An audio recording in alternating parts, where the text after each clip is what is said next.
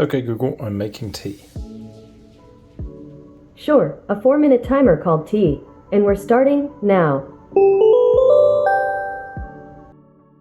Not a lot of Google Nest device owners know this trick. Google introduced cool themed timers that are context aware. Depending on what you're timing, you'll see a fun little image on the Google Nest Hub or Google Nest Hub Max, and you'll hear a different timer alarm sound other than the standard timer. Your tea timer is up.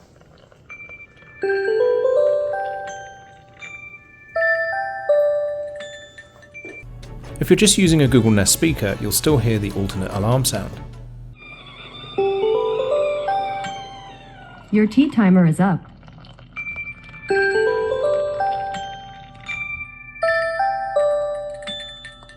However, the default key phrase is a bit of a mouthful. Hey Google, set a 4-minute timer called tea. The correct syntax is not terribly intuitive and quite long, so you can spend more time trying to get it right than actually setting the timer itself. However, all is not lost. You can use Google Assistant routines to use fewer keywords to start any timer. In the Google Home app, tap on Automations, then tap on Add. Choose whether you want the timer to be accessible to everyone who uses your Google Nest device or just for you. Name your timer. Tap Add Starter, then tap When I say to Google Assistant. Then type out whatever phrase you want to start to use the timer, and then save it. Next, under Actions, tap Add Action.